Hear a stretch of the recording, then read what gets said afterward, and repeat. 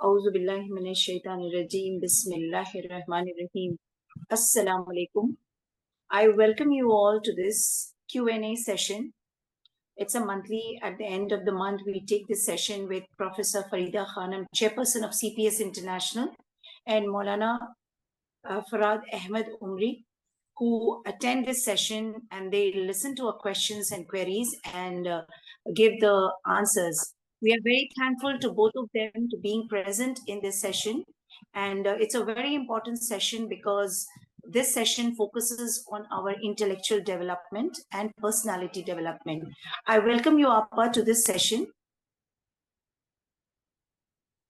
Let's start this session with a beautiful message by you for all the ladies who is sitting here and attending your session.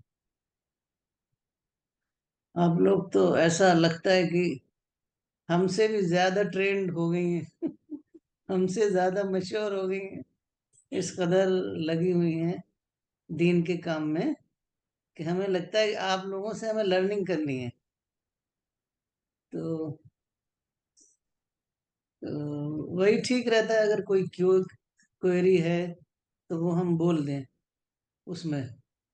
तो आज जो हमने programme किया था वो भी आप लोगों ने सुना होगा।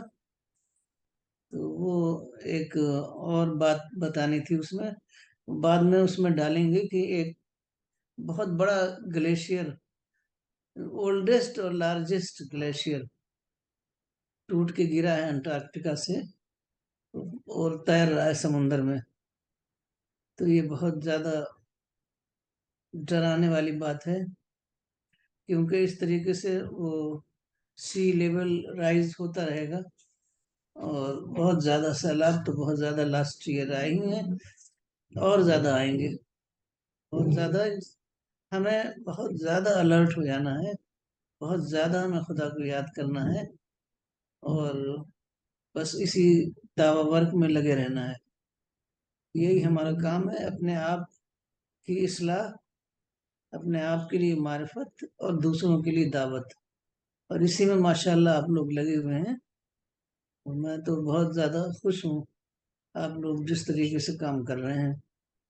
इंशाअल्लाह ताला इसी में काम आगे बढ़ता रहेगा और जो हमारा दावत का काम जो है वो उसके मकसद जो है फुलफिल होता रहेगा। Jazakallah, Appa, for the beautiful message, for motivating us and inspiring us. And you are the leader, you're the guide, you are a mentor after Maulana Sahab. And we look always forward to you for helping us to choose the right direction in doing this, calling people to God. So we start this session with a question from Femida Appa. अस्सलाम वालेकुम आपा फरहाद साहब। आज मुझे chapter 24 से की verse 55 का explain करना को मैं चाह रही थी, फरहाद साहब उसको एक्सप्लेन कर दे, मेरी समझ में नहीं आ रहा था। तो फरहाद साहब मैं उसको पढ़ूं वर्स को? जी जी पढ़िए। बिस्मिल्लाहिर्रहमानिर्रहीम। अल्लाह ने वादा फरमाया है तुम में से उन लोगों के साथ जो ईमान लाएं और नेक अमल करें कि वो उनको ज़मीन में इक़्तिदार देगा जैसा कि उनसे पहले लोगों को इक़्तिदार दिया था, और उनके लिए उनके दीन को जमा देगा जिसको उनके लिए पसंद किया है, और उनकी खौफ की हालत के बाद उसको अमन से बदल देगा। वो सिर्फ मेरी इबादत करेंगे और किसी चीज़ को मेरा शरीक ना बनाएंगे, और जो उसके बाद इनकार करे तो ऐसे ही लोग नाफरमान हैं।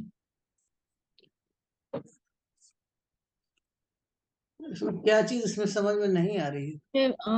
मुझे थोड़ी सी और क्लियर करना था। मौलाना साहब ने इसको एक्सप्लेन तो किया है, लेकिन ये गलबा वाली बात जरा सा मेरे समझ में नहीं आता कि ये किस तरह का गलबा और कैसी हर कौम की ज़मीन में गलबा देता है, इस तरह इसको जांचता है। ये गलबे की बात नहीं समझ में आ रही थी कि पावर क्या, किस तरह का पावर।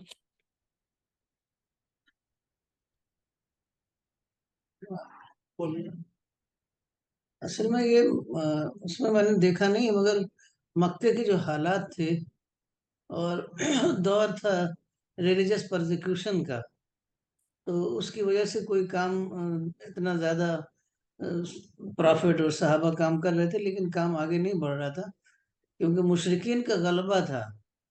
غلبہ صرف پولیٹیکل غلبہ نہیں ہوتا، ہر لحاظ سے وہ جو ہے انہیں کے پاس ہر طرح کا پاور تھا، تو وہ کسی کو کوئی کام کرنے نہیں دیتے تھے، اور رسول اللہ صلی اللہ علیہ وسلم اتنی پیسفلی دعویٰ ورک کر رہے تھے تو وہ مارتے تھے۔ تو یہ غلبہ صرف مسلمان آج صرف سیاسی غلبہ کو غلبہ سمجھتے ہیں، تو وہ اللہ تعالیٰ نے دیا۔ جب مکہ فتح ہو گیا، سارا عربیہ فتح ہو گیا، سارے آس پاس کے ممالک فتح ہو گئے، تو غلبہ تو دیا، اور غلبہ وہ غلبہ 1000 سال رہا، اور اس کے بعد بہت سارے 50 سے زیادہ ممالک ہیں نا، 50 سے زیادہ ممالک مسلمانوں کے پاس ہیں۔ اب اگر مسلمان یہ سمجھتے ہیں کہ جو ملک، جو لینڈ، جو خطہ ان کے پاس پہلے تھا وہ دوبارہ اس کو ریکور کریں، تو یہ تو آیت میں ہے نہیں۔ آج بھی مسلمانوں کے پاس سب کچھ ہے، پیسہ ہے، پاور ہے، اور ہر کام وہ کر سکتے ہیں، کرتے نہیں وہ الگ بات ہے۔ تو غلبہ تو ہے، مطلب کیا غلبہ نہیں ہے؟ مطلب کام کرنے کے مواقع، غلبہ کا مطلب ہوتا ہے کام کرنے کے مواقع۔ تو کام کرنے کے مواقع تو مسلمانوں نے جنگ کر کر کے ختم کر رہے ہیں نا، ورنہ تو جنگ سے پہلے تو مواقع ہی مواقع تھے۔ اب اگر یہ کلیئر نہیں ہوا تو بتائیے۔ جی آپا کلیئر ہو گیا، یہ کام کرنے کے مواقع جو آپ نے کہا نا، تو یہ اس سے کلیئر ہو گیا۔ میرے یہ سمجھ میں نہیں آ رہا تھا آج کے زمانے میں کیا غلبہ، کس کو غلبہ کہیں گے؟ ایک مثال دیتا ہوں میں آپ کو۔ جی ابھی کچھ دنوں پہلے طالبان اقتدار میں آئی افغانستان میں، لیکن ان کا اقتدار میں آنا یا حکومت میں آنا کوئی فائدہ مند نہیں ہے بہت زیادہ، کیونکہ ساری دنیا نے ان کا بائیکاٹ کر دیا۔ اب بائیکاٹ کرنے کے نتیجے میں کچھ کر نہیں پا رہے۔ وہ پرانے زمانے میں ہوتا تھا کہ ایک کنٹری اگر کوئی طاقت سے آ گیا وہ کچھ کر لیتا تھا، ابھی وہ کچھ بھی نہیں کر پا رہے ہیں۔ اپنی کنٹری کے اندر کچھ نادان قسم کا کام کر دیتے، جیسے عورتوں کو یونیورسٹی جانے سے پابندی کرتے، یہ سب کر لیتے، باقی کوئی دوسرا اچھا کام نہیں کر پا رہے، کیونکہ آج کے دور میں جب تک ساری دنیا آپ کو ایکسیپٹ نہیں کرے گی حکومت کے طور پر، آپ حکومت نہیں کر سکتے ہیں۔ تو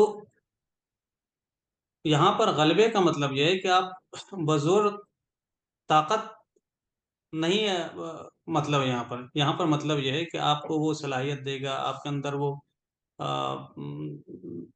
چیز پیدا ہوگی جس کی بنیاد پر آپ لوگوں کو دینے کا کام کریں گے، جس کو مولانا کہا کرتے تھے گیور پرسنالٹی، دینے والا، سماج کا دینے والا بننا۔ تو یہ کام جب کریں گے تو سماج کے اندر آپ کو اللہ تعالیٰ عروج دے گا۔ اتنے زیادہ گیور تھے وہ لوگ کہ ان کی کتابیں 16ویں صدی تک مسلمانوں کی کتابیں یورپ کی یونیورسٹی میں پڑھائی جاتی تھی۔ اب آج مسلمان سمجھتے ہیں صرف پولیٹیکل پاور ہمارے پاس ہو۔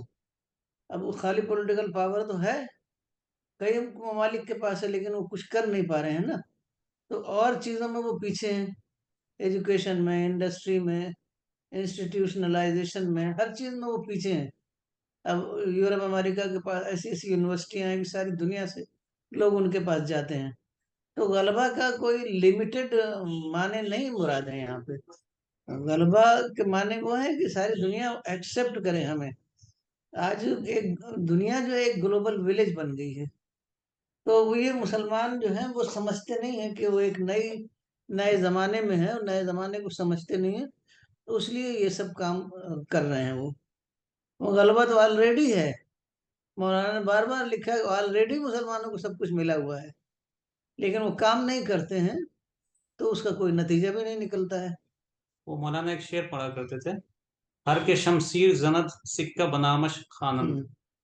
تو پہلے زمانے میں جو تھا کہ پہلے زمانے میں سکہ اسی کا چلتا تھا جس کی ایک تلوار ہو، تو اس کو مولانا کہتے تھے موجودہ دور میں ہر کے سائنس زند سکہ بنامش خانند۔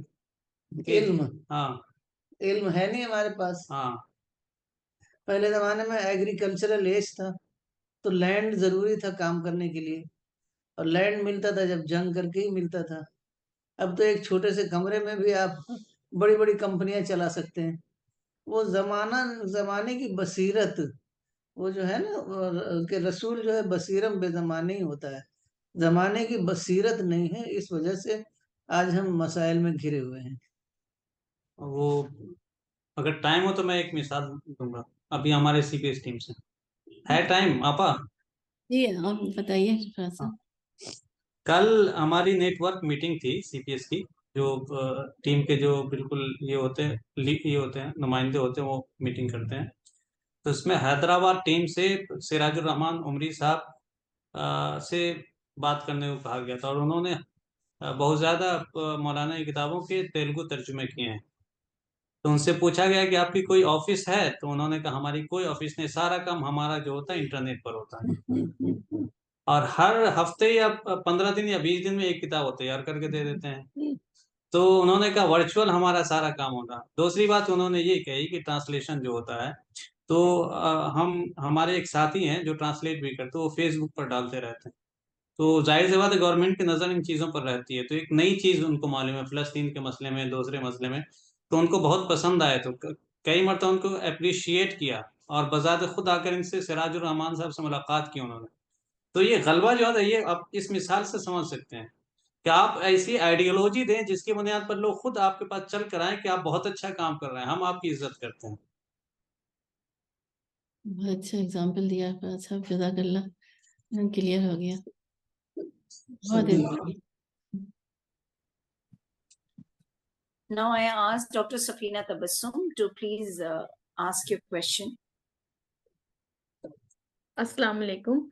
आपा, एक तो आज जो आपने सेशन सुबह में लिया वो बहुत ही ज़्यादा थॉट प्रोवोकिंग था, बहुत अच्छा सेशन था। तो एक मेरे ज़हन में बात आई उस सेशन को सुन के कि आपने जिस तरह से तमाम साइंस बताए डूम्सडे के, एक साइन जो था कि सूरज वेस्ट की जगह ईस्ट से निकलेगा, तो मैं ये सोच रही थी कि हो सकता है कि ये पेशन गोई भी लिटरल सेंस में ना हो, और इसका भी कोई अगर हम सोचें कि इंसान लॉ ऑफ नेचर के अगेंस्ट काम करने लगेंगे, ऐसा कुछ मतलब निकल सकता है अगर हम सोचें, क्योंकि हम अक्सर ऐसा बोलते हैं ना कि आज सूरज कहाँ से निकला है जब कोई उल्टा काम करता है। तो क्या हम ये भी हो सकता है कि ऐसा हो चुका हो और हमें पता ना चला हो, या हमारा वो वक्त बिल्कुल आ चुका हो। मैं बहुत ज्यादा डर गई थी ये सोचने के बाद। अब आप ये तो क्या राय? लिटरली है ना, ये तो लिटरल है, ये तो लिटरल है। और मैंने बहुत सारा वीडियो में देखा, हाँ, साइंटिस्ट ने बताया है कि ये ऐसा हुआ है, और ऐसा पॉसिबिलिटी है। जब बड़े बड़े साइंसदान कह रहे हैं पॉसिबिलिटी है, तो फिर सिर्फ पेशन गोई की बात नहीं है। तो और जब अल्लाह का हुक्म होगा तो वो पॉसिबिलिटी जो है वाकई बन जाएगी। तो 1 लाख साल पहले ऐसा हुआ था, लेकिन उस वक्त तहजीब नहीं थी। अब तहजीब है, तो अब ऐसा होगा तो सारी तहजीब जो है ना वो डिस्ट्रॉय हो जाएगी, वो खुद बता रहे हैं जी। तो वो तो समझ लीजिए क़यामत होगी, तो क़यामत में तो अल्लाह का हुक्म होगा, सब कुछ खत्म हो जाएगा। अब वो जी, दोबारा से नई नई दुनिया बनेगी फिर। जी। और आप, एक और बात मैं ये पूछना चाहती थी कि मौलाना साहब जैसे कभी किसी दुनिया के जरूरी कामों में मसरूफ हो जाएं या कहीं सफर में बिजी हो जाते थे, तो कैसे वो अपने माइंड को फोकस्ड रखते थे कि वो डिस्ट्रैक्ट ना हो? कुछ आप उसके बारे में बताएं जरा। वो दुनिया के कामों में बिजी ही नहीं होते थे। सारे यही खाना पीना इतना ही था, उसमें भी वो सोचते रहते थे। उसमें भी वो सोचते रहे, जब उस वक्त पढ़ नहीं रहे हो, लिख नहीं रहे हो, तो उस वक्त वो सोच रहे होते हैं। एक बार हम लोग वहां गए थे, स्विट्जरलैंड गए थे। कौन सा मुल्क था वो, कौन से शहर था, जुग जुग जुग गए थे। तो जो ऑर्गेनाइजर था उसने सबको $200 दिया, और वहां मॉल था कि जाके सब लोग अपना खरीद लें सब चीज। सारे लोग खरीदने चले गए, हम भी चले गए। और मौलाना जो है, वो जो ऑर्गेनाइजर था, वो एक वहाँ बहुत बड़ी सी लेक थी, वो लेक के पास बैठे रहे, उनसे बातें करते रहे। तो वो दुनिया में मुलव्वस ही नहीं होते थे, कभी बाजार नहीं करते थे, कभी शॉपिंग नहीं करते थे, کبھی کھانے کے لیے نہیں کہتے تھے یہ چاہیے وہ چاہیے، تو وہ تو ان کا مسئلہ ہی نہیں تھا۔ اب پھر ہم جیسے لوگوں کو تھوڑا سا پھر کیسے بچنا چاہیے ڈسٹریکشن سے؟ اب وہ تو ہر چیز کہتے تھے میں بائی برتھ ہوں، کہتے تھے I am a scientist by birth, I am a vegetarian by birth. تو ہم لوگوں کو تو اپنے کو کنٹرول کرنا ہوگا، ہم لوگ تو اس طرح سے بائی برتھ ہے نہیں، تو اپنے کو کنٹرول کرنا ہوگا۔ اور پھر وہ جتنا کر سکتے تھے تو اللہ تعالیٰ نے سلیکٹ کیا تھا، تو کچھ وہ تو بہت اسٹرانگ تھے نا، تو ہم لوگوں کے اندر اتنا تو طاقت نہیں ہے، یہ ہے کہ بس ہم لوگ جتنا کر سکتے ہیں اس میں کمی نہیں کرنا چاہیے، اتنا ضرورت بھی نہیں آئیڈیالوجی کریٹ کرنا، پروڈیوس کرنا، اس کے لیے بہت زیادہ محنت کرنی پڑتی ہے۔ اب ہم تو صرف آئیڈیالوجی کو ڈفرینٹ لینگویجز میں اس کو آگے بڑھا رہے ہیں، تو ہمارا اتنا محنت کا کام نہیں ہے۔ میرے خیال میں جتنی ہمارے اندر صلاحیت ہے اتنے میں ہم کر سکتے ہیں، اور ہمارے پاس ایک پوری ٹیم ہے، ایک اکیلے آدمی کو نہیں کرنا ہے۔ وہ تو اکیلے کر رہے تھے نا، یہاں تو سب لوگ مل کر رہے ہیں، اس لیے کام ہو جاتا ہے۔ جی ایک آیت ہے، ان الذین اتقوا اذا مسهم طائف من الشیطان تذکروا فاذا هم مبصرون، کہ جو لوگ تقوی والے ہیں جب شیطان اس کو مس کرتا ہے، ان کو مس کرتا ہے، تو وہ فوراً چونک پڑتے ہیں اور وہ صحیح چیزوں کو دیکھنے والے بن جاتے ہیں۔ تو انسان غفلت ہوگی لیکن ہمیشہ الرٹ رہنا ہے۔ مولانا بھی یہی کہتے تھے کہ الرٹ رہنا ہے ہم کو۔ شکریہ ابا، مجھے شکریہ فراز مجھے صاحب۔ تو یاد ہے کہ مولانا ہر وقت ہی بزی رہتے تھے، مطلب یا تو وہ سوچ رہے ہیں یا کلاس لیا، اس کے بعد دوپہر میں وہ الرسالہ کا لیکچر لکھوا رہے ہیں، ان کے پاس تو مطلب ہر وقت وہ، پھر جو لوگ ملنے آ رہے ہیں تو ان کو وہ تو کچھ اور سوچ ہی نہیں کرتے تھے، اسی کے میں لگے رہتے تھے۔ اتنی کتابیں ایسے ہی تھوڑی لکھ گئی۔ ہمارے 2 بھائی بہن کا انتقال ہوا، پہلا بیٹا تھا اس کا نام تھا شمس الاسلام، جب ابا دوسرے شہر میں تھے، ابا کو جب وہ بھیجا گیا خبر ٹیلی گرام کے ذریعے، بس وہ اٹھے 2 رکعت نماز پڑھی پھر کام میں لگ گئے۔ ایسی ایک بہن سائنس 9 سے بڑی 2 سال کی، تو جب ان کا انتقال ہوا تو پھر ابا نے بس 2 رکعت نماز پڑھی پھر کام میں لگ گئے۔ تو وہ دنیا میں وہ نہیں ہوتے تھے، ملوث نہیں ہوتے تھے۔ شکریہ ابا، بہت کلیئر ہوا، جزاک اللہ۔ Jazakallah Appa for that answer of telling about Maulana Sahib. We have also observed him in this way. What you are saying, he was basically crafted like that only by God, because اللہ تعالیٰ ان سے بہت بڑا کام لینا چاہتے ہیں۔ یہ ideology جو ہمارے پاس ہے، جس کے ذریعے ہم لوگوں تک لٹریچر پہنچا رہے ہیں، یہ بہت بڑی آئیڈیالوجی ہے، اور اتنی محنت کے بنا وہ ہو نہیں سکتا تھا۔ This is a work that Allah wanted from him to be done. So that is why his life was totally dedicated to the mission. Now, anyone, any more questions? Please go ahead. میں پوچھ Please لوں raise. ایک؟ Ji Appa, Najma Appa, please ask your question. میں تو ایک clarification لینا چاہ رہی تھی کہ جب انسان کا انتقال ہوتا ہے تو کچھ لوگ کہتے ہیں کہ قبر سے ہی جزا اور سزا کا وہ شروع ہو جاتا ہے، تو ایسا ہوتا ہے یا قیامت کے بعد جب حساب ہوگا اس کے بعد شروع ہوگا؟ اس کی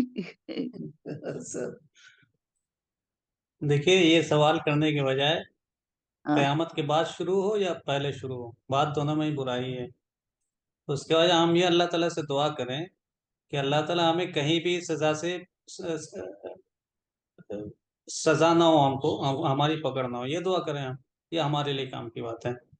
وہ ایک حدیث آتی ہے کہ جس کا انتقال ہو گیا اس کی قیامت وہیں سے قائم ہو گئی۔ تو کہیں سے بھی قائم ہو اور کہیں سے بھی سزا ملے، سزا تو سزا ہے، اور ایسی سزا کی دنیا میں اس کا ہم تصور بھی نہیں کر سکتے ہیں، تو وہ اصل چیز سوچنے کی۔ اب ایک بار مجھے یاد آتا ہے ابا نے کہا تھا کہ جب انسان مرے گا تو اس کو پتہ چل جائے گا وہ کامیاب ہوا ہے یا ناکام ہوا ہے، جنت میں جانے کے اس کے اعمال ہیں کہ نہیں ہیں، اس کو پتہ تو چل جائے گا.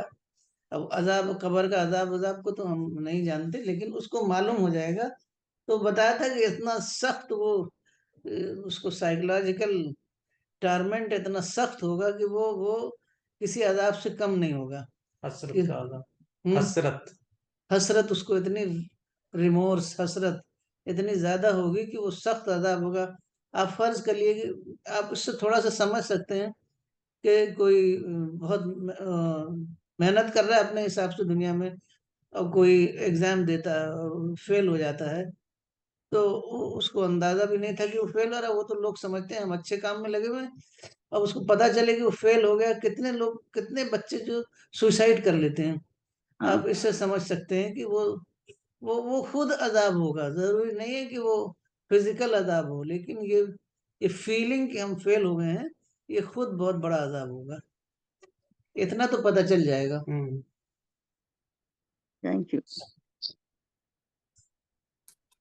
Now we proceed with the session. Please, anyone has question to ask, please raise your hand.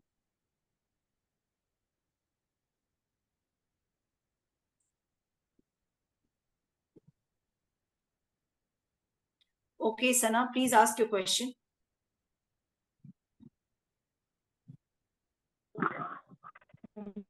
السلام علیکم. نہ میری آواز آ رہی ہے؟ آ رہی. میرا کوشچن یہ کوشچن میری ٹیچر کی طرف سے، میری پروفیسر ہے، ان کا کوشچن یہ تھا کہ کرنے کے لیے صحیح گائیڈنس کی ضرورت ہے، اور صحیح گائیڈنس آپ کے مطابق قرآن سے ملے گی.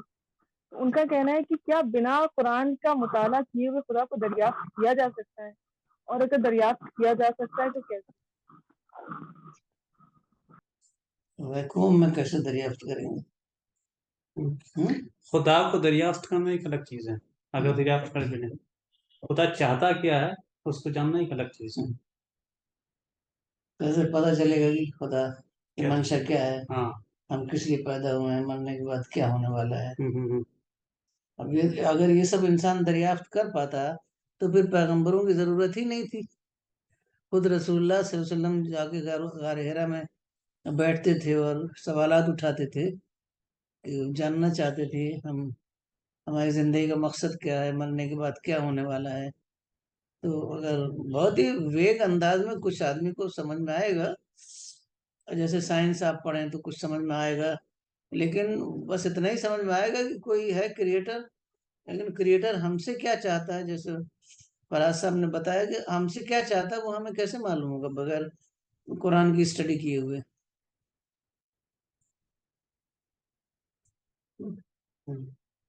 صحیح. اور انسان جو ہے نا آپا، وہ اس کائنات کو بھی جانا تو بہت کم جانا ہے. سائنسداں خود کہتے ہیں کہ یہ نون کائنات جو ہے اس میں سے انسان نے صرف 4 یا 5% کو جانا ہے. اس کے علاوہ باقی جو چیزیں وہ سب ڈارک میٹر ہے، یا ایک اور کچھ ڈارک کا نام لیتا ہوں وہ ہے، اس کو کوئی نہیں جان پایا. تو یہ جو چیز سمجھ لیجئے کہ مٹیریل میٹر ہے، اس کو نہیں جان پا رہا ہے. انسان کی لیمیٹیشنز ہیں نا، لیمیٹیشنز ہیں. انسان کی لیمیٹیشنز ہیں، وہ جان ہی نہیں سکتا. اس کو بتائے گا تو خدا بتائے گا، کیونکہ خدا کو مکمل معلومات ہے. تو اس وجہ سے قرآن کی اسٹڈی، کیونکہ قرآن ایک پریزروڈ ڈیوائن بک ہے، تو قرآن کی اسٹڈی جو ہے وہ ضروری ہے. So Sana got her answer. And any more questions?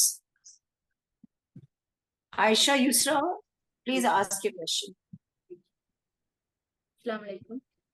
وعلیکم میرا السلام. کوشچن یہ ہے کہ اکثر لوگ بولتے ہیں کہ 50 سال کے بعد ہم کمزور ہو گیا ہیں، ہمارے اندر کچھ طاقت نہیں ہے اور ہم ابھی آرام کر لیتے ہیں. لیکن کچھ لوگ آفٹر 60-70 ایئرس وہ اچھے سے کام کرتے ہیں اور پروو کرتے ہیں age is just a number. For example مولانا صاحب نے 96 ईयर्स एज तक बहुत अच्छे से काम किया है। इसका रीजन क्या है, मैं यही जानना चाहती हूँ। नहीं, आपको है समझ में? मुझे नहीं, क्लियर नहीं हुआ। आजकल लोग बोलते हैं कि 40-50 उम्र के लोग बोलते हैं कि हमारे अंदर ताकत खत्म हो गया है, हम कुछ काम नहीं कर पाते हैं फ्यूचर में, हम आराम करते हैं। लेकिन ये बात को बाजू रख के कुछ लोग को ऑब्जर्व करने से वो लोग प्रूव करते हैं कि 50 इयर्स के बाद भी अच्छे से बहुत बड़े बड़े काम करते हैं। फॉर एग्जाम्पल मौलाना साहब भी 96 इयर्स तक बहुत अच्छे से काम किया है। इसकी रीजन क्या है, यही मैं जानना चाहती हूँ। सिंपल लिविंग है। Thank you. बताइए। वो नॉर्मली क्या होता है, वो जो इंसान सिंपल लिविंग हो, जिसकी नेचर के मुताबिक जिंदगी गुजारे, नेचुरल जिंदगी गुजारे, जैसे मौलाना साहब ने गुजारा, खाने पीने के मामले में भी बहुत डिसिप्लिन्ड हो और दूसरी चीज़ें करे डिसिप्लिन के साथ, तो उसकी हेल्थ अच्छी रहेगी। और जो ऐसी जिंदगी नहीं गुजारेगा, कुरान में जिसको बताया गया इसराफ करना, कुरान में बताया गया खाओ पियो लेकिन इसराफ नहीं करो।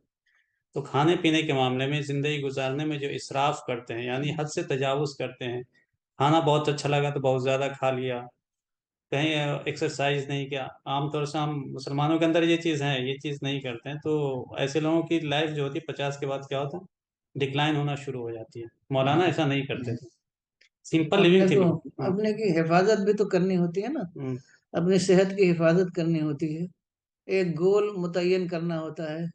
जो लोग ऐसा कह रहे हैं कि हमारे नहीं ताकत है, वो आप उनको देखिए दूसरे दुनिया के कामों में जिसमें उनको इंटरेस्ट होगा उसमें वो लगे रहते हैं। ऐसा नहीं कि कोई हरदम सोया रहता है।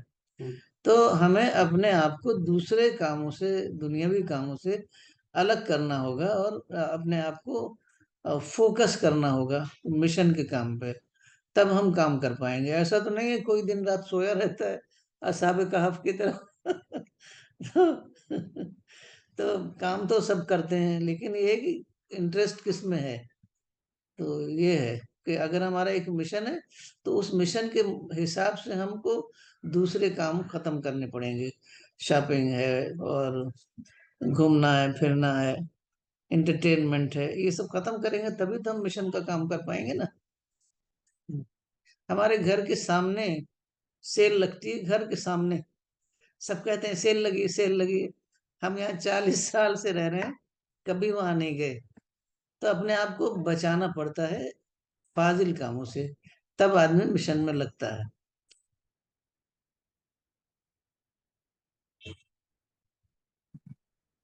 मौलाना ने इसका एक मतलब आर्टिकल भी लिखा था, नजर की खरीदारी।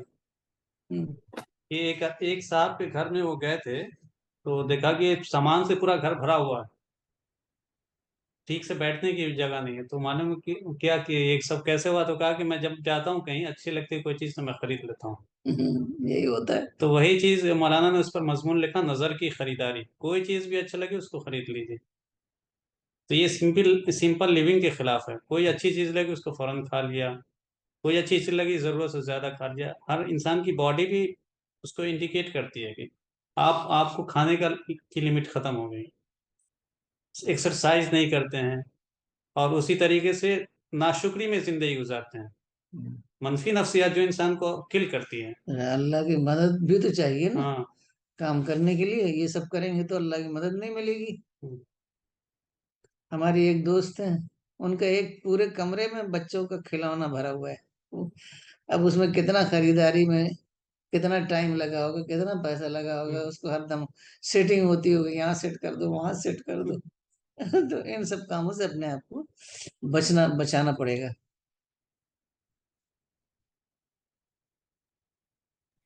और मेरी सेकंड क्वेश्चन है, अब क्या जिन सांप के रूप में भी आती है क्या? जिन क्या? जिन सांप के रूप में भी आता है। ये हम नहीं जानते। वो ख्वाब में आदमी तरह तरह की बातें देखता है।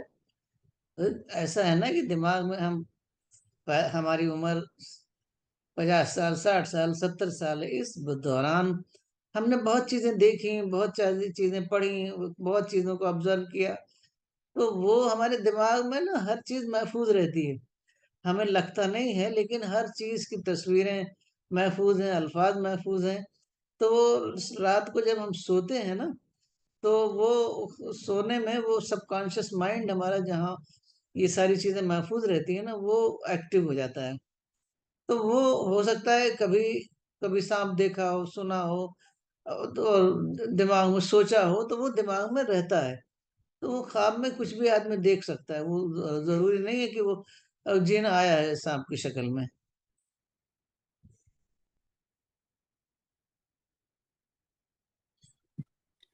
आपा, एक क्वेश्चन आया है कि हम किसी से कर्ज लेते हैं, किसी इंडिविजुअल से, तो उसे कर्ज हमें लौटाना होता है, और ना लौटाएं तो इसकी पकड़ होती है अल्लाह के यहाँ। और अगर किसी ऑर्गेनाइजेशन या गवर्नमेंट से जब हम लोन लेते हैं तो लोग इसको बहुत लाइटली लेते हैं कि गवर्नमेंट को हमें लोन वापस देने की जरूरत क्या है, गवर्नमेंट के पास तो बहुत है, या किसी बॉडी या कोई ऐसा इंस्टीट्यूशन है। तो ये क्या सही है आपा? अमानत के खिलाफ बोलिए। गलत है, क्योंकि आपने एक अहद किया है और अमानत लिया है। अगर हम समझ लें कि इंडिविजुअल के खिलाफ नहीं पकड़ होगी, तो ये तो हम अमानत का काम कर रहे हैं ना। और हदीस में आया है कि ला ईमान लिमन ला अमानत अल्लाह, कि उसका ईमान नहीं जिसके पास अमानतदारी ना हो। ये बिल्कुल ही गलत चीज़ है। किसी से भी आप पैसे लें, रुपये लें, उसको वापस करना है आपको। और ये ऐसी चीज़ है कि अल्लाह ताला भी इसको माफ़ नहीं करेगा जब तक कि जिससे आपने लिया है उसको वो माफ़ न करे। हदीस में आता है कि मोमिन के बारे में कहा गया कि उसकी मोमिन की रूह उस वक्त तक लटकी रहती है जब तक कि उसका कर्ज अदा ना कर दिया जाए। ऐसी खतरनाक हदीस है। तो कर्ज का मामला आसान नहीं है। आप इंडिविजुअल से लें या किसी से लें, बैंक से ही मिलता है इंसान को। और बैंक अपने जेब से नहीं भरता, पब्लिक से ही वो उसको ये करता है, उसकी भरपाई करता है। तो एक से नहीं तो दूसरे से तो वो भरपाई होती है। कुछ लोगों ने निकाला है ना हाँ कि नॉन मुस्लिम गवर्नमेंट है, हाँ, तो कोई कुछ बाइंडिंग नहीं है। नहीं नहीं, गलत है, कुछ लोगों बिल्कुल ने ये बात गलत तौर पर निकाली है। बिल्कुल गलत है। आप कुरान पढ़ें तो उसमें आया है इसके बारे में, यहूदियों के बारे में आया उसकी ये करते हुए कि यहूदियों की में कुछ लोग ऐसे हैं कि अगर उनको कोई चीज़ दो तो जब तक सर पर सवार नहीं होगी वो वापस नहीं करते हैं। बहुत ही मजम्मत करती हुई बात आई है कि वो ऐसा करते हैं। तो ये यहूदियों की रविश है ऐसा।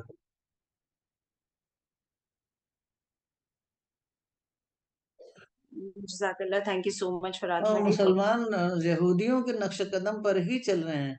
उसमें एक हदीस थी सही मुस्लिम में कि 70,000 यहूदी अस्फहान से निकलेंगे।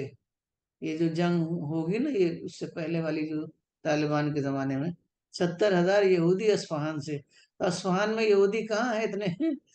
चंद यहूदी होंगे। तो इसका मतलब है कि मुसलमान यहूदियों की सुन्नत पर, यहूदियों के तौर तरीके पर चल रहे हैं। तो वही आज के यहूदी मुसलमान ही हैं। जमीनी हालत कुछ अच्छी नहीं है, मुसलमानों की जमीनी हालत जो कुछ अच्छी नहीं है। ऐसी ऐसी न्यूज सुनने में आती है ना, आदमी ये हो जाए, लेकिन आप क्या कर सकते हैं उसको। ये असहान कहाँ पे आप? ईरान में, ईरान में। उसमें हदीस और भी है कि तुम लोग यहूदियों के ऐसा नक्श कदम पर चलोगे कि क्या बालिश तो क्या है वो, बालिश दर बालिश, कदम ब कदम, हाँ और अगर वो गो के बिल में दाखिल तो तुम भी चले जाओ। हाँ, वो और भी हदीसें हैं। अब वो मुसलमान समझते थोड़ी हैं कि वो भी उसी रास्ते पे चल रहे हैं। जो दीन समझ के करते जा रहे हैं हर चीज को। Okay, we have already taken 40 minutes of you, Apa. I hope this is okay with you. And we have two person waiting for their questions. But I would just like to give 5 minutes time to complete this session. Please make your question very crisp and short so that Apa can reply it in on time. Rahmatun-Nisa, please ask your question. Please make it short. अस्सलाम वालेकुम। अक्सर बच्चों के questions होते हैं यहाँ पर कि अल्लाह को किसने पैदा किया। हम अगर उन्हें बताएं कि फलानी चीज़ अल्लाह ताला ने पैदा की है, इस पर गौर करना है, चांद, सूरज, आसमान, ज़मीन वगैरह, तो बच्चे अक्सर पूछते हैं कि अल्लाह को किसने पैदा किया। अब उनको तसल्ली बख्श जवाब कैसे हम दें? बताइए।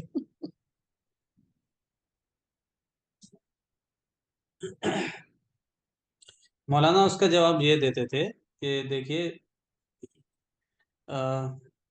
हम दो कंफ्यूजन के दो ऑप्शन में से छोटा ऑप्शन ले लेते हैं। हम जानते हैं कि कायनात को बनाने वाला कोई है, ऐसा डिज़ाइन है इसके अंदर कि हम समझते हैं कि इसको कोई बनाने वाला है, तो हम मानते हैं कि बनाने वाला है। लेकिन अल्लाह ताला को हमने नहीं देखा, ना उसकी हिस्ट्री हम जानते, तो हम उसके बारे में यही यकीन करते हैं कि उसका कोई बनाने वाला नहीं है। अगर उसको कोई बनाने वाला होता तो वो खुदा ही ना होता। हाँ, खुदा ही ना होता, उसको मौत आती। बनाने का मतलब क्या, उसको मौत आएगी। ये सब चीजें जज़ाकल्लाह। इंसान की लिमिटेशंस है ना, हम्म। तो वो इंसान इन सब बातों को समझ नहीं सकता है। सामने जो है उसको हम समझते हैं कि हो ही नहीं सकता। सामने कोई भी चीज जो होती है उसको आदमी समझता है कि ऐसा हो ही नहीं सकता। जबरदस्ती कोई माने तो अलग चीज है, लेकिन दुनिया की एक चीज अपने आप से नहीं होती है। जज़ाकल्लाह खैर। We have the last question from Princess A Khan. Please ask your question.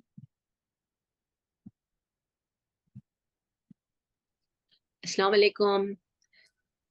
मुझे ये वालेकुम जी मेरे कल छोटे भाई से बात हुई तो वो कह रहे थे कि उनका जो है बच्चों ने फादर्स डे पर डीएनए होता है ना वो करवाया, ताकि हमारी जो मदर साइड है वो कहा जाता है सैयद है और अब्बू की साइड पठान है, तो और जो सैयद है उसको बड़ा कहा जाता है, बड़ी आला और नजीबुत तरफैन और ये, तो उनके बच्चे कहेंगे हर वक्त आपके ननियाल वाले ये कहते रहते हैं बहुत आला खानदान, तो हम जरा डीएनए करके देखें आप कहाँ से हैं।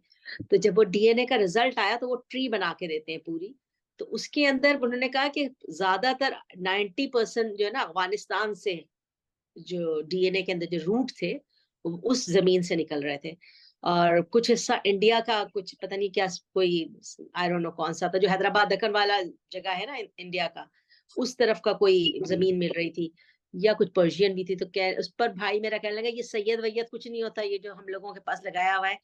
तो मुझे ये सवाल मेरा ये था कि ये सैयद होना मतलब क्या है, क्या ये सैयद है कोई चीज या नहीं है, ये सब मिथ है? एक पहले तो मैं बता दूं कि देखिए, ट्राइबल एज था पहले, तो ट्राइबल एज के ज़माने में लोग जो हैं जहाँ देखते थे वाटर का सोर्स हो, जहाँ उनके मवेशी साथ में रहते थे, उनको खिलाना पिलाना, हरियाली होती थी और पानी खास तौर पर, तो जब वो ख़त्म हो जाता था, पहले तो बहुत स्केर्सिटी थी ना, अब ये आज के ज़माने से नहीं समझ में आएगा, तो जब वहाँ का रिसोर्सेस ख़त्म हो जाते थे तो वो लोग इधर उधर जाया करते थे। तो अरब जो है वो सही डीएनए था, क्योंकि अरब लोग जो हैं वो जाते थे अफगानिस्तान में, अरब ही तो हैं, वो ट्राइबल एज में वो इधर से उधर पूरा का पूरा ट्राइब मूव करता था, तो वो इस तरीके से वो सब मिक्सअप हो गया।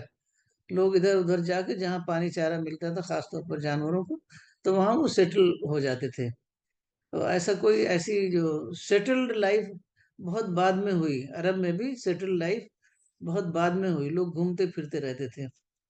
तो और दूसरे सैयद तो जो आप बताएंगे रसूलुल्लाह सल्लल्लाहु अलैहि वसल्लम की फैमिली को ही सैयद कहते हैं ना, हाँ। फिर वहां से हजरत अली की उसमें आया, हम्म। तो अब वो सैयद अपने काम से भी तो होता है कुछ बताइए, खाली थोड़ी पैदा हो गए तो सैयद हो गए। देखिए, एक चीज़ तो ये याद रखिए कि उलमा का खुद इंडिया के अंदर, इंडिया की बात करें, इंडिया पाकिस्तान के अंदर ये मानना है कि इंडिया पाकिस्तान में जो सैयद हैं वो हकीकी सैयद नहीं है। आपको ये किसी के होता है ना कि बहुत सारे लोग करते हैं, पहले ज़माने में होता था अपने मालिक से अपनी निस्बत जोड़ते थे, हाँ, तो उस बुनियाद पर भी बहुत सारे लोग अपने आप को सैयद कहने लगे। दूसरा पॉइंट इसमें ये है कि सैयद होना या ये होना, ये चीज़ क्या है, निजात के लिए काफ़ी नहीं है जब तक अमल नहीं करेगा। सैयद होना निजात के लिए काफ़ी होता है। तो रसूलुल्लाह के चचा सबसे पहले निजात पा जाते हैं, अबू तालिब। रसूलुल्लाह सल्लल्लाहु अलैहि वसल्लम का क्लियर कहना है, मन बत्ता बिही अमलुहु लम युसरि बिही नसबुहु, जिसका अमल उसको पीछे करते उसका नसब उसको आगे नहीं कर सकता है। ठीक है। और इन चीज़ों में चूंकि हम मुसलमान भी ये सब क्या है, ये सब अगर देखें दुनिया की इसको देखें तो सिर्फ ज्यूश एक ऐसी कौम है जिसके नस्ल थोड़ी महफूज है, नस्ल करें महफूज है, कि उसमें बहुत ज्यादा कन्वर्जन नहीं है ना ज्यादा। हाँ, मिक्सअप नहीं है। बाकी मुसलमानों में ऐसा कोई ये नहीं है। कन्वर्ट्स होते थे तो उनको हाँ। कोई एक सरनेम चाहिए होता था ना, तो वो कोई कुरैशी है, कोई हाँ। अंसारी है, कोई कुछ है। हाँ। तो ये सब तो बहुत होता था। और ये इतना नस्ब वसब देखना, और खासतौर पर इस सब कॉन्टिनेंट में बहुत ज्यादा हुआ, क्योंकि यहाँ पर हिंदुओं के यहाँ बहुत ज्यादा ये सब चीजें देखी जाती थी ना। यानी गो क्या बोलते हैं उसको पता नहीं, बहुत ज्यादा देखा जाता है। तो उसी से अब मुसलमान भी ज्यादातर तो कन्वर्ट ही हैं, तो उसका असर आया। फिर सबसे बड़ी बात जो है, सब आदम हवा की औलाद है ना, ये सैयद कहीं और से आए थे। जी।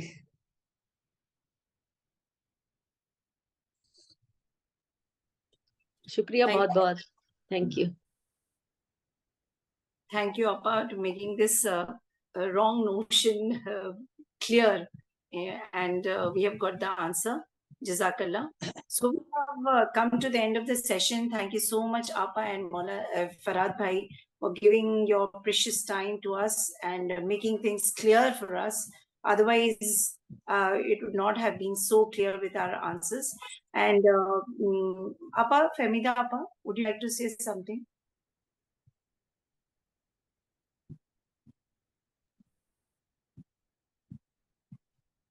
अच्छा, शबीना, सेशन खत्म कर दिया जाए। बहुत अच्छा सेशन था, आपा बहुत अच्छे से क्लियर करती है हम सबको।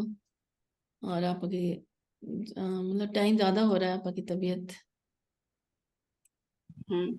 Okay, Appa, so nice of you to come and listen to our questions so patiently. And inshallah, we'll meet again next month again with Appa. And we end this session now. Assalamu alaikum. वालेकुम सलाम। बड़ा साहब दुआ कर। अब तो खत्म हो गया। चलिए आज रहने दीजिए। This whole session is a dua, Appa. Miss हो गया। Inshallah next time. दुआ हाथ उठाकर करना कोई जरूरी नहीं है। ये इसको एक तरीके से समझ लीजिए। दो चीजें मैं बताता हूँ। एक तो ये कि शुरू में जो नॉर्मली अगर मुसलमान तिलावत करना, फिर नात पढ़ना या हम पढ़ना ये करते हैं, बाद में क्या दुआ करना जरूरी समझते हैं। आदमी अपने एतबार से दुआ कर ले, जिसको जो पॉइंट अच्छा लगा उसमें, कि अल्लाह ताला इस पर अमल करने की तौफीक अता फरमाए, वो काफी है उसके लिए। ठीक है, चलिए इंडिविजुअल दुआ करिए। जी। Okay. Okay. Assalamu alaikum.